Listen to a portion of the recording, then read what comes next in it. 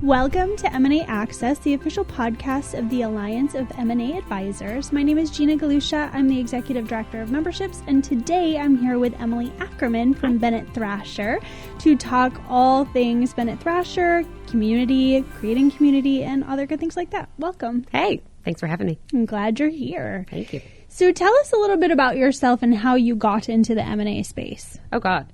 I'm from Dallas, born and raised, went to college in D.C., came back after school, and then spent the majority of my early part of my career in radio. And then that changed pretty quickly overnight because CBS got acquired.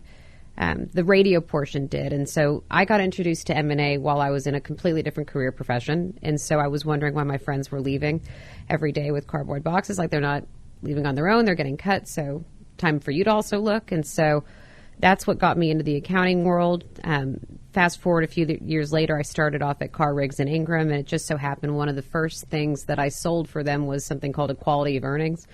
I didn't realize what it was at the time, but you sold it. Yeah, so I mean, I got thrown into it really early on, and sure, I had absolutely no background at all in mergers and acquisitions, but I kind of got thrown into it at the early part of my accounting career, and realize that what it really is a document that is involved with any kind of business that's needing to get sold or someone that's looking to buy a company. And I'm super ADD. I find it interesting what types of businesses are getting sold and who's getting sold to who. And I just kind of leaned into it where there's a bunch of different types of accounting services that my firms that I've worked at offer. And M&A just happens to be what I find more interesting. Tell us about what you love about M&A. You said you love learning about the different companies, why they're doing what they're doing, that kind of thing. Yeah, I love that it's wild how people make money, and there's different personalities with every deal that are different, and one company does not look like the other, and I find that to be interesting. It's wild that there's people that are just one-man shows that are making multi-millions of dollars. There's also just generational businesses. I find the family dynamics to be very juicy, and that's why I like it. I just find my industry as a whole is rather boring and rather stiff, and I find most people use really big words, and it's just a lot of just jargon, and it's a lot of boring stuff, but M&A is much more interesting. Sure, tax is interesting, and you have to know about it if you are owning a business or if you, like everyone in this world, has tax returns. But I don't know, you don't really get into a lot of drama or psychology or just, I don't know, I like the planning side of what goes into a transaction. I think that there's just more to it. You're not as much of a commodity, and that's why I really like it. I like the people, too, that are in the M&A world versus, and also the companies themselves. Mm-hmm. So I love that, the juiciness of family interactions. It's so true. And it is also fascinating to see how people make money sometimes. Oh, it's amazing. It is wild. It is wild and so much fun. The human ingenuity that's involved and that you get to see and observe and grow and learn from is really cool. Oh, yeah, for sure. Definitely. Okay, so you started at Bennett Thrasher just kind of this year, right? Last year. Okay. Started in February. All right. Almost 2 years. And you're director of the Southwest region? Mm-hmm. So where does that all entail? Anything south and west of Atlanta, Georgia. But to be fair, I mean, just Texas alone is crazy. Just even Dallas, not even Fort Worth proper, is crazy. And is it the Y'all Street? Oh, it's a bunch of things. I mean, Texas, if it was a country, would be one of the largest economies in the world. I think top 10. It's pretty crazy. That's fair. And so we have every kind of industry and business here. My job is to build growth for the firm in these other markets. We happen to have an office in Dallas. We have an office in Denver. We have an office in Atlanta. And we have people in Florida and other states, but it's so easy to just build here and grow here in our own neck of the woods. Texas is one of those weird places where they want to see you and shake your hand, but sure, if you need me to go to a thing or if there's something that makes sense for me to attend in Miami or in New Orleans or any surrounding state, then I'll go. But you're right. I mean, you talked earlier about the relationships, and it's a really relational, and Texas I think you're right about the people. Yeah. They like to get together. Yes, they do. All the in time. person. Yes, and I've seen you at so many events on your LinkedIn. You go to all the events and connect with them. So some of your posts on LinkedIn talk a lot about building community, making connections, being a people connector. Talk to me about how that came about and the ways that you find value in that and bring value to others. My job is to be a connecting source and a bridge, whether that is for new clients for my firm or new resources. If I'm just twiddling my phone, my thumb's waiting for the phone to ring, nothing's going to happen. So you have to get out. I think a lot of people try to replicate what I do, but I do it a little bit differently. I think you can throw your marketing budget and your company name on any big event, but is it really that impactful? You can go to as many events and look as busy as you want, but are you actually getting anything out of it? I think early on you need to say yes to everything and go to everything, but there is going to come a point in your career, as long as I've been doing it too, where you don't have to say yes to everything. It's to make new friends but keep the old, but you really need to take care of your people, and the only way to do that is by seeing each other. In the M&A world, people aren't just waiting around feeling like selling their business, or people don't just have the money right now to go buy another one. And you hear no in this world, in the M&A community, more than you do yes. And so the whole point is to be get out and top of mind for when these things do happen. And the only way you'll actually get real business in this town is not for what's in it for me. It's you have to care about what's going on with other people. And you never know where your next deal is going to come from. So if you think people need to meet, introduce them. I think so many people are just literally doing a checkbox of grabbing coffees and grabbing lunches. And I mean, I've been in some meetings where I literally am just pulling teeth, wanting to leave. This is such a waste of time. But then you do meet people every now and then that are amazing. And so, but the point is you need to get out, and that only happens if you have that sense of community. What kind of questions or conversation starters do you use to make those interactions more meaningful, to find out what it is they're needing and make those connections for them? Depends on the person. I think some people are a lot more stiff and buttoned up than others, and those are usually not the people that I have the best first impression meetings with.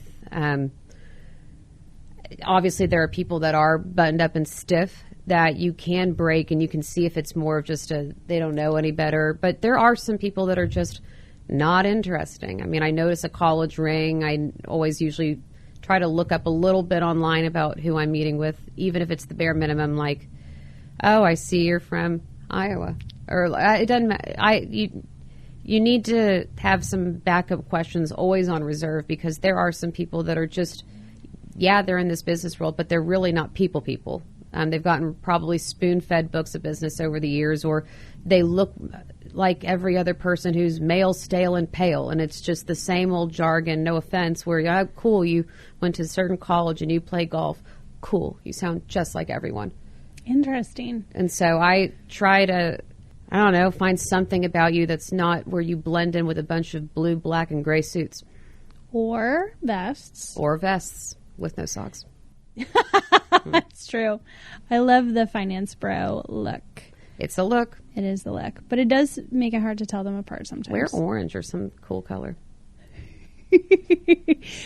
What school did you go to in D.C. that orange came to mind right there? Orange is just a favorite color, but I went to American University in D.C. Gotcha. We are known for sports that do not matter in the South. Well, I'm not a sports person myself. So, really? Yeah. I am, but I just didn't have a high school or college that had football. Didn't get. No, I think it's probably the biggest issue I have in business is that I don't sport. It's just a jersey and men hitting each other all the time. It's really weird. Sometimes it's faster than others. Sure. And I like it when it moves. But don't you find it funny how people, their whole mood is persuaded by a T-shirt that people are wearing? It's true. It is. And people really care about their college teams. I find that odd, like in a culty way. But this is me going to a school that did not have such a thing. We were really good at things like women's field hockey and rowing. Right. Rowing in D.C. Oh my gosh, so pretty. That's on my bucket list. Why? It's the Potomac. It smells. Well, I think I've romanticized it. I'm going to be Definitely honest. have. There was one time in Georgetown I almost had a dude convinced that I was capable of rowing and they would let me have a scull. And then and he was talking about how expensive it was, and I was like, okay, maybe I don't maybe I don't want to take something out I don't know how to use. So we kayaked instead around Still exhausting. Teddy Roosevelt Island. It was really exhausting, but it was beautiful. Yep. It was beautiful. No, DC is a great town to go to school. So what made you come back to Dallas? Family. Family's here. Yeah. And honestly, it was the tail end of that 2008 recession. An apartment here was $850 a month versus $3,800 in New York or Chicago. I miss those days. That's the real reason. I really miss those days in Dallas. Right. It's gotten so much more expensive. Everything's expensive. Yes. It's so true. Okay, so building community, meeting people, and making connections to build that kind of value proposition of you. Sure. I love what you talked about in terms of, you talked earlier about how maybe accounting isn't that interesting unless you're in M&A. I mean, it depends what you like. You either like audit, you either like tax. There's so many different routes that you can go in accounting. I just find that M&A, I mean, you can have a plumbing company that's $120 million. You can have this video game person who's making millions just playing video games. It's just more broad. And it's just, I don't know. I like the drama. Okay, so I see you a lot at AMA events, and you've been around AMA for a little bit and go to conference and those kinds of things. What would you say is most valuable about the AMA community? Do you see any differentiators in it? Compared to other organizations? Yeah. For me, locally, I honestly prefer the quality and not the quantity standpoint. I think there's a lot of organizations that really are obviously wanting to increase membership, but I think everything needs to come with intentionality. I'd rather have fewer members but have them be better quality. I'm also a morning person, so I appreciate morning breakfasts more than any other form of networking. It doesn't matter what stage of life you're in. I just would much rather get the big stuff out of the way, because when it's after work, this is pre-baby. And this is everything. I'd rather just go home. And sure, there's happy hours on occasion, but I like that a lot of the programming is in the morning for me. But I'm also getting up really early every day to work out. And I'd rather just have my coffee with the crew. So, I like that. But AMAA has a lot of the same people that are in other similar organizations, but it's also got some different ones. And so I get a lot out of it, but I think the value does come with it's more intentional with membership. I love hearing that, because really, truly we are. And then we always talk about quality over quantity. Yeah. 100%. So what do you see coming down the pipe? What are you seeing that's different in 2025? What are you expecting in 2026 that I want a year of normalcy. I just want a year of no unprecedented events. You really can't use a crystal ball to predict anything at this point. I came out of maternity leave thinking, not to get political, Republican administration, we're going to be rocking and rolling in business. And then I came out of maternity leave mid-March to all the tariff craziness. And so I just want policies globally and nationally to not get in the way of business activity. I think we are very blessed to be here in Dallas. We are very fortunate to be in the great state of Texas, where business is a lot easier to get going in general. But AI, private equity getting in the way of my industry is really affecting a lot of things going forward. And so what do I want for this upcoming year, and what do I kind of predict? I'm having a lot of valuation work coming in right now. While it's top of mind, I mean, the majority of the work that's come in the last few days, I think that's a key indicator. Just since I'm having a lot of valuation stuff coming in, I'm anticipating, hopefully for everyone, but at least for myself, an active 2026. But I'm very lucky that I can work with companies that are healthy and unhealthy. I can quite literally say yes to most things in the accounting profession if you're pre-revenue and up. If you are manufacturing company, if you're construction, quite literally if you're anything that's not cryptocurrency, I can take you on as a client. And so in my world, I'm busy, but I can't speak for everyone else who's working for a single shingle. I can't speak for people that are working at places that they have to farm out a lot of work. I'm busy, but I can do more than just M&A. There's a lot of things that are even just estate planning that are involved. If you count that, there's state and local tax. There's technology implementations. There's stuff that's internal controls. It's not just Q of E. It's not just tax and audit. It's not just the fund work. And so I'm overall very busy, and I hope everyone else will be too. That's good. Busy is good. Yes. So as a mom and a busy work lady, what would you say is your biggest source of sanity? Sanity? Crazy times. The best source of sanity for me is my community. I think one thing that's really hard is when you're constantly so busy is to stop and reflect and have gratitude and appreciation for the people that are alongside you, whether it's constantly or whether it's even just a phone call or a text away. It's been a crazy year. Just that. It has been a crazy year. Yep. Yeah. It would be nice to have a normal year. I agree. I just want to work out. I want to spend time with my friends and my family. I don't want to worry about just crazy. Where the world is headed. What else are you kind of like reading, researching, podcasts? What do you listen to stay abreast of all of the things to come? Oh, God. As it pertains to M&A or just... Yeah, M&A to start. I mean, I try to keep up with as much in my community here versus big and broad at first. And so thank goodness for DCEO, DMAG, Dallas Business Journal, all these things. I mean, I usually start local and then I build from there. But I mean, what am I reading and what am I interested in? I have no time, unfortunately, to be interested in other things other than family, my baby, my friends, my work. But when I do take time for me and listen to things, I listen to a lot of podcasts now when I'm going on walks. It's beautiful out. And so whether it's that Jay Shetty or whether it's this one person that I love whose blog is called Not Skinny, Not Fat. I mean, it doesn't matter what it is. I mean, I don't know. It could be about pop culture. It can be about, I don't know, life healing. It really depends on what I'm feeling, but I am not glued to one particular book or news source or outlet. I'm very antsy and I can't sit still very long. And so if I'm even just pedaling my stationary bike, I mean, I'll listen to Howard Stern. I'll rewatch episodes of Bill Maher. I don't know. I'm all over the board. Yeah, you are. Yeah. You started with ADD and I was like, yeah, girl, let's talk. So you talked about Dallas. What do you find helpful about reading those local news sources? You said a lot of the work you do in this area. What are the nuggets that you look for in there? People don't do any research or have any memory about their people that they're actually prospecting. I think it's helpful when you know people that have changed jobs. I think it's helpful when you know that people are moving here. I think it's just helpful to be in the know about what's going on in your community. And if you work certain industries, you need to know what you're talking about.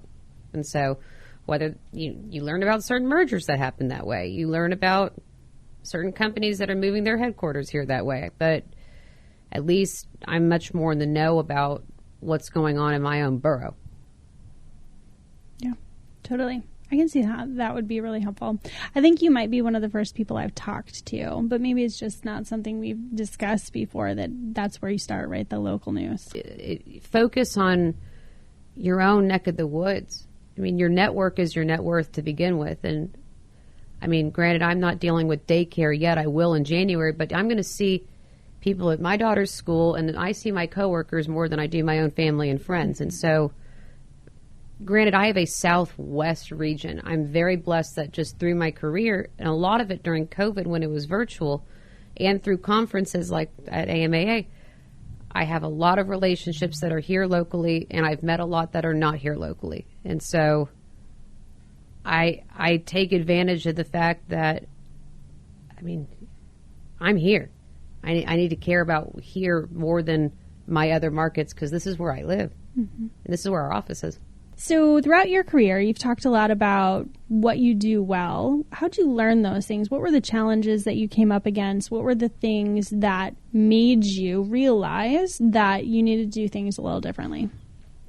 I learned a lot of how to sell through my radio time. Early on in my career, I watched people sell the hardest medium, which is marketing and media. And I watched some of the best people, and I watched how the most successful people don't just sound transactional. They're actually storytellers. They give a crap. They listen. And there's a sense of urgency, and there's a fire under them. And I find, again, most people given a lot of lists, they've had it really easy for them. And I'm naturally extremely competitive. And when I started off in radio, I wasn't handed a book of anything. I was kind of on my own little island because I think my person that hired me quit, or there was people on maternity leave. I was quite literally on my own island, listening to other people much more successful than me on the phones and what they did. And I just kind of ran with it, but I took it and made it my way. And I applied that approach to accounting, which hadn't really been done before. And I kind of shook it up a little bit. Again, I am not going to just get spoon-fed from partners. I am not going to just send you business because I'm going to get something out of it. You're going to... No, I'm not going to also do RFPs. There's no relationship to it. You're competing with everyone. It's a waste of time. And so I could do that like most other BDs that get complacent and they have their salary that's not good enough for me. I want more. And you can create your own destiny, and you can get extremely successful when you take your way of doing things and it actually works. Granted, there's trial and error. I'm still trying to figure out the best venues at the best time to make everyone happy and not deal with hoarding cats and just the difficulties that come with people. But there's no perfect formula, but I've just kind of realized that what works is what works for me, and you like it or you don't. And it has been a way that works for me that not everyone can copy. I think certain people have their things. I'm not really a big video doer on my social media. It's not my thing. I don't have time to make my own podcasts. I'd much rather be out and about and have you feel like you are left out or missed out on it, and make it feel like I'm everywhere, because that's the point. You need to be top of mind. And so, yeah. I think you've definitely succeeded in that. I try. You do. Thank you. You do. All right. And anything that has changed in your approach? You said you learned in the beginning from watching real pros sell something that's really difficult. Over time, is there anything that's changed in your approach of that kind of authentic Emily approach? I think one thing that I am going to be better about doing is I think I do a pretty good job of taking care of my people and embracing new relationships. And I do think this year has been one of those really crazy years from like a personal life standpoint, where I've had certain people really lean in and be there for me way more than others. And I need to really kind of look at that from a business standpoint. And it sounds crazy, but even just a text message can really go a long way when your world's on fire and you're trying to be on at work. And so I need to, I think I need to go into the new year really reevaluating who's really there for me, who's got the emotional intelligence to know that something, they can just tell what's going on with me without me even having to say anything. And I think I need to take care of those people. Love that. Yeah, the thing that I try often is thank you notes, just handwritten. I've done a telegram. Just no way. Oh, I've done telegrams. How did you do that? You can go online and Google send telegram. Seriously? Mm-hmm. Very World War II style. I'm gonna have to check that out. It'd be cool if it's not like ticker tape style, is it? Wouldn't know. Didn't see it. Oh, well, maybe I'll have to send you one so you can see what it looks like. I would love a telegram. Yeah. I find that romantic. All right. We'll Not take like a that. look. But it is a handwritten letter. My handwriting is garbage. Mine is too, but people don't care. People don't care. They really don't care. No. It makes a huge difference. It shows effort. Even though stamps are exorbitant. They're so cute, though. Stamps are cute. They are getting more expensive. Not as cute as telegrams, though. Feels very Sound of Music. But, well, thank you so much for Thank joining you. us today. We're glad that we got to know you a little bit better and hear what makes you tick and so successful. Thank you. And thank you for joining us. We are glad you're here and hope to see you next week as well.